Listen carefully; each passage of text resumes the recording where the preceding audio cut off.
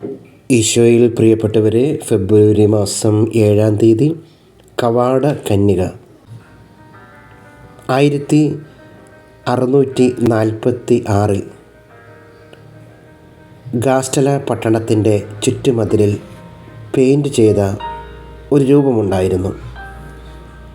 അതിൽ മാതാവിൻ്റെ കയ്യിൽ ഉണ്ണിയേശുവും അടുത്തായി വിശുദ്ധ ഫ്രാൻസിസ് അസീസിയും വിശുദ്ധ ചാൾസ് ബൊറോമിയും കാണപ്പെട്ടു. വർഷങ്ങൾക്ക് ശേഷം ഈ മതിൽ ഇടിഞ്ഞു പോയെങ്കിലും ഈ ചിത്രമുള്ള ഭാഗം മാത്രം അവശേഷിച്ചു. 1693 ഫെബ്രുവരി 7-ന് ജാംബത്തിസ്റ്റ സാഗ്നി എന്ന വ്യക്തി കലശലായി രോഗം ബാധിച്ച് പ്രസ്തുത ചിത്രത്തിന് മുൻപിൽ മെഴുകുതിരി കത്തിച്ചു വെച്ച് പ്രാർത്ഥിച്ചു. ഉടനെ രോഗം ഭേദമാവുകയും നാട് മുഴുവനും ഈ സംഭവം അറിയുകയും ചെയ്തു.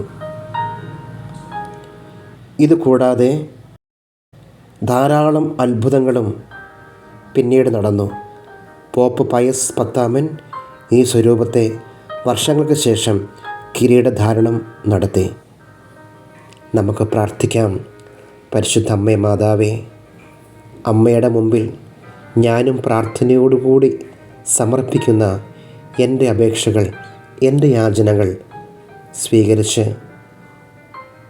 എന്നെയും എൻ്റെ കുടുംബത്തെയും എൻ്റെ ജീവിതത്തെയെല്ലാം അനുഗ്രഹിക്കണമേ.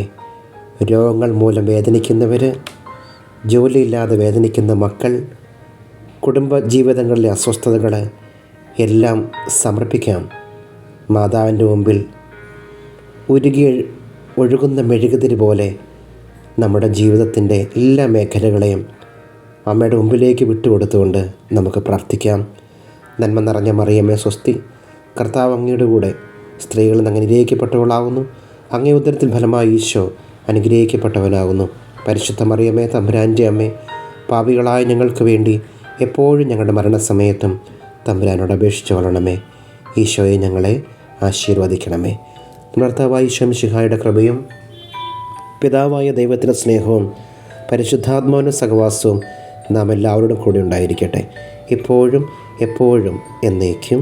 ആമേൻ.